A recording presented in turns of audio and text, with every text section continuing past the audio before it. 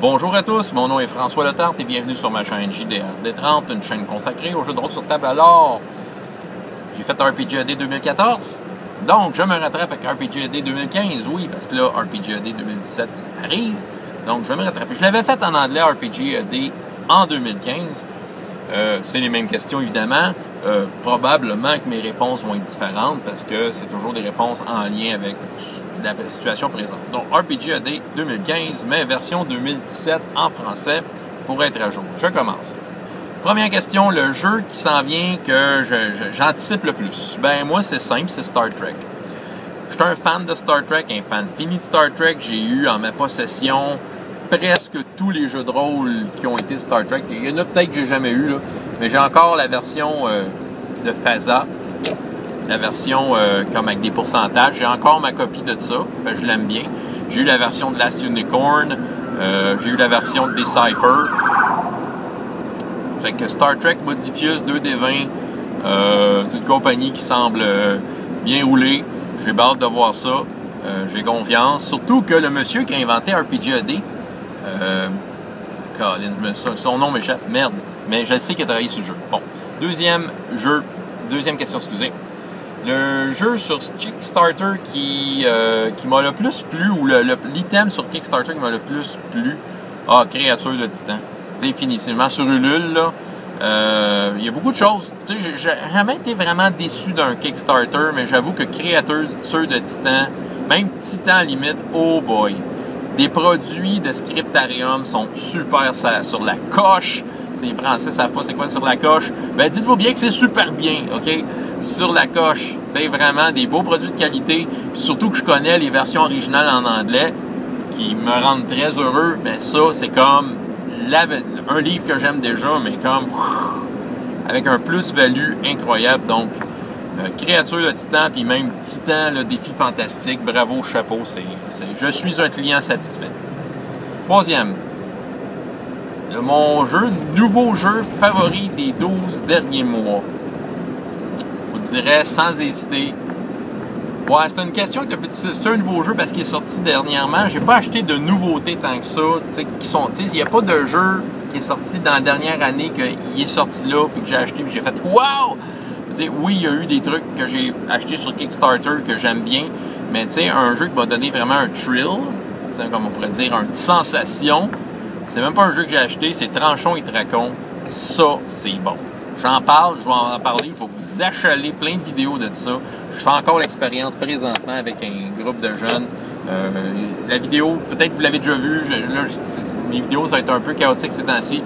Mais je peux vous dire que Tranchons et Dracons, un jeu gratuit, un jeu qui fait quand même une couple d'années qui est sorti, mais une belle découverte. OK, le jeu, là, dépendant de ce que vous cherchez comme type de jeu, la seule affaire qui est mauvaise, c'est son nom. OK, c'est un Tranchons et Dracons, c'est pas vendeur, mais pas pantoute. Ça a l'air d'une mauvaise joke. Mais dans les faits, c'est un jeu qui est très sérieux et très efficace. Donc, Tranchons et Dracons. Le jeu le plus surprenant, là, c'est plus dans l'ensemble de ma vie, le jeu qui m'a le plus surpris. Bonne question, faut que je pense. Pour être honnête, et je reviens à des réponses que j'ai déjà dit, à l'époque, quand j'ai découvert Star Wars D6, j'ai capoté. Okay? Fait qu'on recule de 30 ans en arrière, là, mais ça a été comme la plus grosse surprise. Tu sais, qu'un jeu pouvait être aussi simple, mais qui te permettait de faire des trucs crédibles et que les règles t'aidaient à les faire. Je pense que si je regarde l'ensemble des jeux, il y a beaucoup de surprises. Tranchons et Dracons pourrait en être une. Il y a plein de belles découvertes à venir. Mais ça, le système D6, Star Wars D6, c'est pas mal la plus grosse surprise à vie. Le plus récent achat de jeu de rôle. J'ai l'impression que j'ai répondu à cette question-là en 2014. C'est All for One. Ouais, je sais pas pourquoi ils leur posent la question. Ben ouais, c'est parce que je fais tout dans la même année. OK, c'est bon. All for One, Régime Diabolique. Excellente campagne, excellent jeu. Très content de participer à ça. Un style de jeu que j'adore. 6. Le jeu de rôle le plus récemment joué, ben c'est encore All for One. En fait, au moment de faire cette vidéo-là, on a fait la session avec Ivan. C'était excellent, encore une fois. On a eu bien du fun. Des excellents joueurs, des excellents maîtres de jeu. Écoute, je suis comblé. sais, sérieusement, je peux avoir dit que je suis fier d'avoir participé et de participer à ça. On ne sait pas s'il y a une suite encore. C'est un peu compliqué à organiser, mais écoute, c'est sûr que je suis partant. Moi, je suis dans le camp du oui si ça continue. Mon jeu de rôle gratuit préféré, ben, Tranchons et Dragons. Ah oui, définitivement. Franchement, c'est une qualité supérieure de jeu de rôle et c'est gratuit. Souvent, les jeux de rôle gratuits, il y a quelque chose d'incomplet, là, tu sais. Mais ça, c'est complet. C'est un jeu en lui-même que tout est dedans. Vous allez dire, peut-être qu'il n'y a pas de bestiaire, de liste de sorts, des choses comme ça. Mais, tu sais, le jeu te guide bien dans la façon d'amener ça. Puis c'est très facile de le modifier parce que tu as la recette. La recette est là. Des fois, les jeux sont incomplets. Tu peux t'imaginer comment le modifier. Mais ça te prend un moment de réflexion. Tandis que là, tu as une recette. Tu suis. Puis tu transformes le jeu en ce que tu veux. 8e question. L'apparition favorite des jeux de rôle dans les médias. Ça peut être n'importe quoi, hein? Ça peut être n'importe quoi. Ça, c'est une affaire. Les jeux de rôle, souvent, sont mal représentés dans les médias. C'est souvent vu à la blague. Juste Nat Hulbuck, en partant, même s'il y a des fans du jeu de rôle, tout ça, en partant, c'est une parodie de Donjons et Dragons. Fait que, tu sais, déjà en partant, beaucoup de monde qui voit ça comme étant, c'est ça, Donjons et Dragons, c'est coco de même, hein? Si on peut utiliser une expression. Bon. Mais il y en a aussi qui connaissent, sont capables de voir la qualité d'un jeu de rôle. La meilleure apparition dans les médias, c'est sûr que Tom et ses chums, encore une fois, c'est parodique. Tom et ses chums, si vous ne connaissez pas ça, c'est un court-métrage québécois qui a fait le tour du monde. C'est super drôle. Mettons, si je vais avec mon cœur, il y a une chanson de Weezer qui s'appelle « In the Garage ». OK? Les deux premières lignes de texte, c'est « I've got Dungeon Master's Guide, I've got 12-sided dice ». OK, ça explique pas c'est quoi le jeu, mais tu sais, que Weezer en parle, que Weezer le mentionne, puis tu sais, c'est tellement... C'est de l'émotion, hein, tu sais. Ben, écoute, on dirait que je me sens édifié par ça, tu sais. Moi, c'est une toune qui me rejoint beaucoup. Ça parle après de super-héros, ça parle de rock'n'roll, tu sais. Moi, c'est sûr, moi, c'est ça, tu sais. J'ai la musique dans ma vie. Puis j'ai des trucs de même, de la bande dessinée, du jeu de rôle, tu sais. Avec cette chanson-là, c'est tellement ça. Puis, tu sais, le gars, il raconte que, tu sais, quand il est dans son univers à lui, sa bulle, il n'y a rien qui peut l'atteindre. Fait que c'est tellement de belles chansons. C'est dans mes chansons. Je pense que c'est dans mes top 5 chansons préférées. C'est ça. Le média que j'aimerais tellement que le jeu de rôle apparaisse plus, ben, la télévision, hein. La télévision, là, quelque part, c'est encore un moment, c'est encore fascinant pour le monde. C'est pas Internet. Internet, c'est déjà là, puis c'est pas aussi organisé que la télévision. La télévision, les postes sont là, t'as pas le choix si tu prends ce qu'il y a à la TV. Fait que, tu sais, le plus de représentation positive possible, bien amenée, ça pourrait pas faire de tort. C'est sûr qu'il y a comme Stranger Things que j'ai jamais vu, mais que j'ai entendu parler que le jeu de rôle était quand même bien représenté. C'est déjà un pas en avant. Mais que, tu sais, tous ceux qui travaillent dans le monde de la télévision, tu sais, s'affichent publiquement. Il y en a, là, tu sais, prends l'acteur qui fait les 3X, là, les 3X. Ouais, le gars qui fait 3X, ou comment rapide et dangereux, OK, Vin Diesel, OK, gars, c'est ça, c'en est un qui publiquement le dit. Ben, ça en prendrait juste plus de même, tu sais, qui passe à la télé ou qu'il y ait des fictions bien montées par rapport à ça. J'ai pas de solution de comment faire, je suis pas scénariste à la télévision, mais c'est ça, ça serait ça.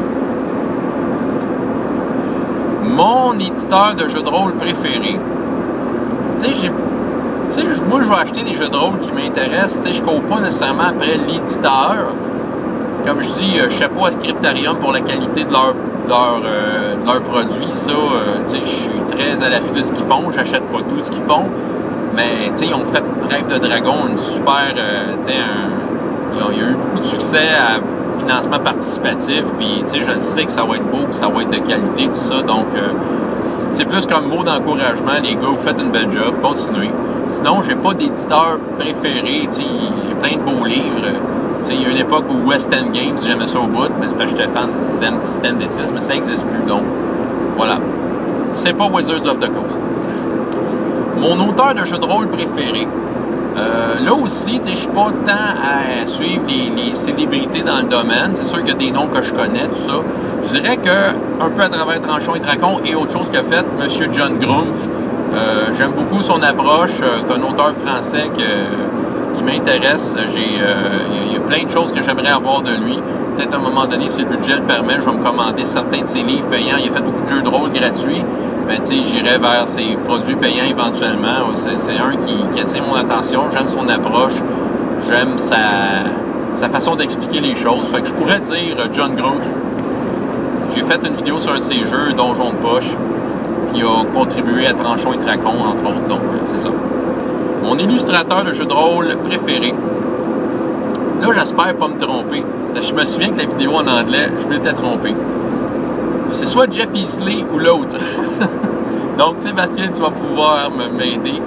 C'est Jeff Easley ou, bordel, je me souviens pas de l'autre. C'est deux qui travaillaient pour TSR à l'époque. OK. L'image de la boîte bleue expert, pas la première image, que c'est un magicien qui regarde une boule de cristal et qui voit la pochette de la boîte rouge. Mais l'autre, que c'est un gars à cheval qui saute avec son dragon, tout ça. Je suis sûr que c'est pas Jeff Easley.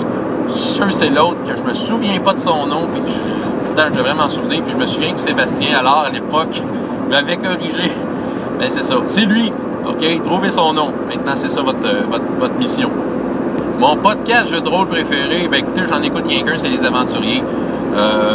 Sûr qu'il y en a plein d'autres qui sont intéressants. Est-ce qu'ils sont meilleurs, est-ce qu'ils sont moins bons, je ne sais pas. Mais regardez, tant que j'écoute un podcast québécois, Les Aventuriers, Étienne Harvey, Philippe Gamache, Marc Vallière, Karine Hamel font une super belle job. Ils ont des invités, ils parlent de toutes sortes d'affaires. Très agréable à écouter. Les Aventuriers. Hey, les Aventureux. Lesaventureux.com. OK? Allez voir ça, c'est super bon. Mon accessoire jeu de rôle favori. Moi, j'ai un dada pour les écrans du maître. Ça a toujours été. J'aime ça avoir un écran du maître.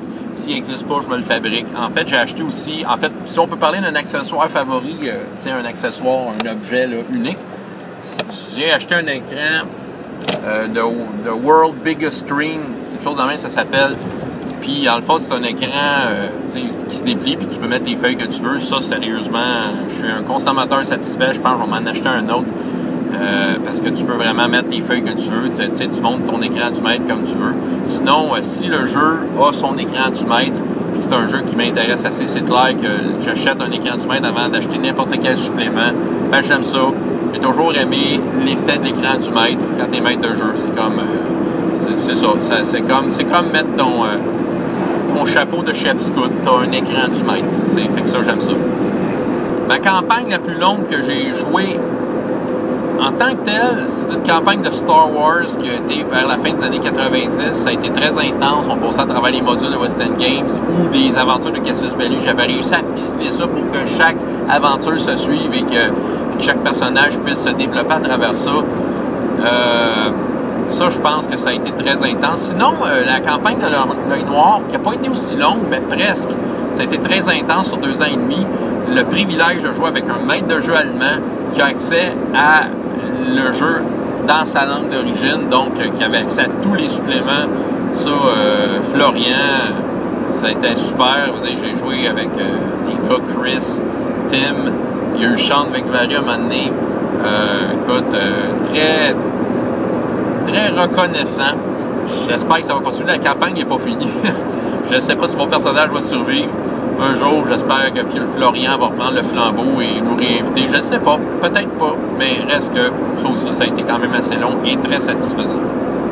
Ma session la plus longue que j'ai jouée, c'était Star Wars encore. Je me souviens qu'on allait chez un de mes amis à Drummondville, puis tu sais, tant qu'à monter là, ben on passait la journée là, on dînait, on soupait là, on se couchait tard. C'est ça. C'était des 8 heures. Je sais que ma finale d'une campagne, quand j'ai essayé de faire le sorcier de la montagne de feu avec des fantastiques, ça a été un gros 8 heures très intense. Ça aussi, ça a été assez long. Mais je pense que ce que je faisais à Star Wars, c'était plus long. Donc, voici ma réponse. C'était début des années 90. Ça s'est passé, ça. Mon jeu médiéval fantastique préféré, vous connaissez mes goûts, si vous suivez ma chaîne. Défi fantastique. J'ai rien de plus à dire. Vous voulez en savoir plus, j'ai plein de vidéos là-dessus. Mon jeu de science-fiction préféré. Ben écoute, c'est pas de la science-fiction pure, Star Wars D6.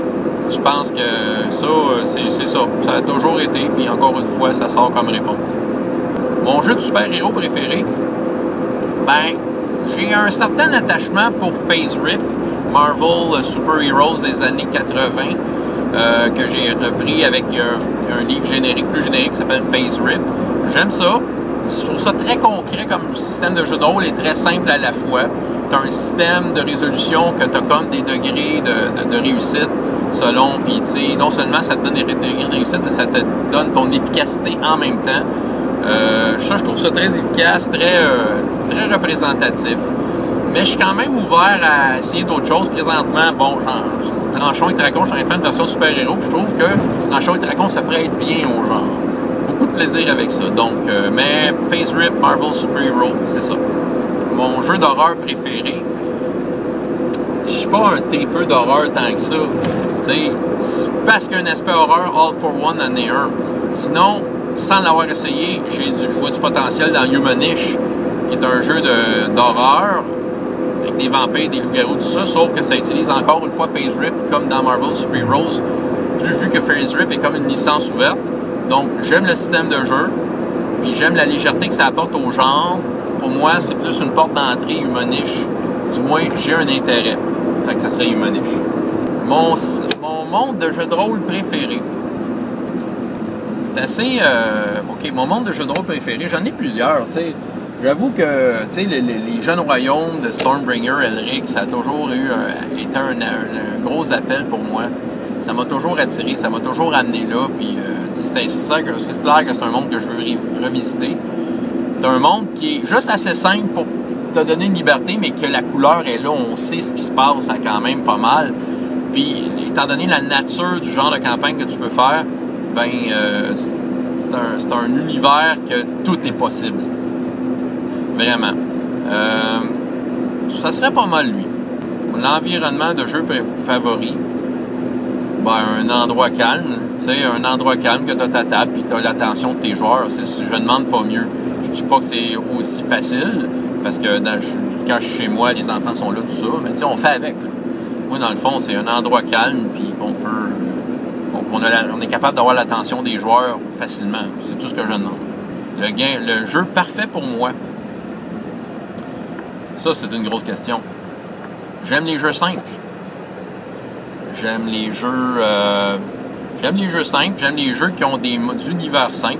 J'aime les jeux, non seulement que c'est simple, mais que c'est cohérent et qui me permettent de rester cohérent si j'ai des décisions à prendre rapidement. Des jeux où les joueurs, les personnages ont suffisamment d'informations pour se sentir différents les uns des autres. Ça serait... c'est un peu le genre de jeu que je recherche si on parle plus générique, tu sais. Ma règle maison favorite. Je me souviens pas ce que j'ai répondu en 2015. Mais ma règle maison que je préfère... ben écoutez, j'en ai une que j'utilise un peu on the fly puis que ça marche dans n'importe quel jeu, surtout des jeux à point de vie. C'est quand que le personnage perd d'un coup la moitié de ce qui lui reste de points de vie. J'ai fait faire un test. Mettons, ça serait Donjons et Dragons, un test genre de fortitude, là, si on parle de Pathfinder, là. Ce serait fortitude, défi fantastique, ça serait un test, soit tenter sa chance, ou un test d'habileté. Tu sais, c'est ça. Puis, s'il rate, ben, il est comme, le personnage est sonné pour un tour. Ça fait juste amener une petite dimension au niveau de la gravité des blessures que j'apprécie bien. Tu sais, je pense que ça peut, ça rajoute une game, ça rajoute au piquant. C'est une règle facile à utiliser. Fait que moi, je pense que c'est une de mes règles maison favorites. La mécanique révolutionnaire préférée. J'ai pas suivi tant que ça les révolutions dans le jeu de rôle. Ça, je peux vous le dire. Par contre, tu sais, je peux dire que Tranchon et Dracon, probablement inspiré de plein de mécaniques révolutionnaires, pour moi, ça a été comme une révélation. Star Wars D6 à l'époque, ça en a été une. Je crois que Fate, même si je connais pas profondément Fate, j'ai le livre, mais ça, c'est une mécanique. Je pense que c'est ça que j'avais répondu aussi en 2015, mais je pense que Fate a le potentiel d'être une révolution, du moins une source d'inspiration pour un genre de jeu, le genre de jeu qu'on peut avoir aujourd'hui. Tu sais, un exemple, c'est Donjons et Dragons 5e édition qui va puiser, entre autres, dans Fate. Fait que ça serait ça. Mon inspiration favorite pour une game. L'inspiration, ça vient de partout, hein. C'est-à-dire, n'importe quoi. Ça, c'est une question qui est très large. J'ai pas une source d'inspiration préférée. C'est sûr que si je fais les jeux dans un monde connu, ben, je vais avoir tendance à, évidemment, tu sais, c'est Star Wars, je vais regarder des films. Puis je vais essayer vraiment de toucher au matériel source de base. Tu sais, comme je n'irai pas fouiller dans les romans de Star Wars ou dans les bandes dessinées, je vais écouter les films. Tu sais, je n'irai pas dans les jeux vidéo. Mais ça ne m'empêche pas de prendre des idées ailleurs, justement. Des fois, j'ai besoin d'idées de plus, fait que ça se peut que d'une bande dessinée de Star Wars, je trouve ce qui va me convenir. Ou que dans ma vie de tous les jours, que je trouve de quoi pour Star Wars. Donc, mais c'est pas mal n'importe quoi. Ma meilleure idée pour mettre deux jeux ensemble. Ben, les jeux peuvent facilement se mélanger. Tu sais, des fois, il y a des systèmes que ça s'applique. J'aime beaucoup comme prendre des idées de basic role-playing et les appliquer ailleurs. Des idées des fantastiques et les appliquer ailleurs. Tu sais, j'aime beaucoup comme mon histoire de règne maison, de moitié des points de vie. Je me souviens pas ce que j'ai vu ça, mais tu sais, ça se ferait. Tu sais, je pense que des idées du système D6 et de basic role-playing vont bien ensemble. Tu sais, des fois, je le fais instinctivement. J'essaie de développer des trucs. Tu sais, système D6 aussi, souvent, je vais aller puiser ailleurs des idées. J'ai pris des idées du système D20, essayer ça, système D6, puis ça marchait bien. C'est un bon mariage. Donc, tu sais, il y a plusieurs façons d'amener ça. Mon jeu favori que je ne joue plus, ben, basic role-playing. Vraiment. Ça fait partie de mon top jeu à vie. Ben même à la limite, système D6, mais il revient une fois de temps en temps. Basic Role-Playing, c'est pas parce que je l'aime pas, puis il va revenir. C'est là, présentement, Basic Role-Playing, c'est pas d'implant, mais souvent, j'en parle en bien de ce jeu-là, puis je vais toujours l'aimer. Basic Role-Playing du Chaosium, le même système que Call of Cthulhu, en passant. Pas Basic Fantasy. Il y en a qui font souvent qui n'arrivent pas à faire la distinction. Parce que le nom, ça ressemble. Basic Fantasy, c'est comme un rétro-clone de Donjons et Dragons. Parce que Basic Role-Playing, ben, c'est des systèmes avec des pourcentages. Mon site internet de jeux de rôle favori. J'aime bien visiter les sites internet des vendeurs, des éditeurs de jeux de rôle. Je pense que c'est pas mal mon dada. J'aime ça aller voir ce qui s'en vient, voir c'est quoi leur nouvelle. Puis je fais ça une fois de temps en temps. C'est pas mal ça que je regarde le plus. Il y en a sûrement d'autres qui me viennent pas à l'esprit, mais ça serait ça. Ma célébrité préférée dans le jeu de rôle, je pense qu'en 2015, j'avais répondu Marilyn Manson. Je n'ai pas de préféré, mais Marilyn Manson, je trouverais ça bien drôle de jouer avec lui, voir c'est quoi sa vision d'un jeu de rôle. Probablement, c'est très gothique et horreur. Je sais pas. Le gars doit être intéressant comme main de jeu. Ou même joueur. La meilleure chose qui n'est pas reliée au jeu de rôle, mais qui vient du jeu de rôle. Écoute, on se fait des amis. Je veux dire, des vrais amis se font à travers des jeux de rôle. Comme n'importe qui investi dans un hobby qui aime va se faire des amis, ben, le jeu de rôle le fait. Moi, ça me permet de me développer au point de vue personnel. J'ai déjà parlé dans une vidéo précédente que mon intérêt pour l'histoire va être stimulé par le jeu de rôle. Il y a plein de choses de même. L'intérêt pour les jeux de rôle, ça me permet... Ça me permet présentement, c'est sûr, à travers aussi la chaîne YouTube puis mon désir d'être un meilleur maître de jeu ou même un meilleur joueur, ben c'est ça, sur le point de vue personnel, tu apprends sur toi-même. Puis je m'aperçois que ça a des répercussions ailleurs. Moi, je suis enseignant, entre autres, où je fais des animations jeunesse, mais il y a une synergie, l'expérience que j'acquiers en tant qu'animateur jeunesse, j'amène ça dans les jeux de rôle. Puis souvent, j'apprends des choses dans le jeu de rôle que je m'aperçois que je peux l'appliquer dans la vraie vie, au niveau de l'interaction avec les personnes, d'être capable de lire les personnes, de savoir comment écouter quelqu'un. C'est niaiseux de même. Mais le jeu de rôle t'oblige à faire ça. Si tu veux que ça aille bien, tu es obligé d'écouter ton monde, tu es obligé d'écouter tout le monde, tu es obligé de prendre en considération tout ce qu'ils disent, puis de faire ton idée. C'est l'interaction, tout. Je pense que c'est ça. Je crois avoir fait le tour. Je crois que j'ai fait le tour. Si jamais on s'aperçoit qu'on a manqué une question, je ferai une autre vidéo. Fait que là, pour ce qui est du bout en français, j'ai terminé RPGAD. Donc, si tout va bien, 2017, RPGAD, je vais être en mesure de pouvoir vous faire je vais être en mesure de... Si tout va bien, je vais le faire une fois par jour. Je ne ferai pas de mise en scène comme l'an dernier. Ça va être comme probablement live sur YouTube avec une mauvaise qualité d'image. Mais ça va être ma réponse. Essayer de résumer ça le plus vite possible. Ouais. vient d'arriver chez nous. OK, ben c'est ça. Donc, voilà, c'est...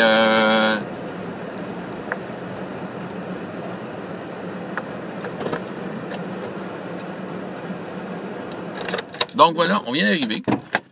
Donc, c'était mon RPGAD 2015. Ça vous tente de répondre encore de 2015. Je sais que Jasage de jeu de rôle l'avait fait. Donc, moi, je suis prêt pour 2017 en français. Il me reste à faire 2014 en anglais. Vous allez peut-être voir passer ça sur ma chaîne bientôt, si j'ai le temps de le faire. Donc, c'est ça. François Letard, JDR D30. Et jusqu'à la prochaine fois. Et autant de plaisir dans la vie que dans les jeux. Au revoir.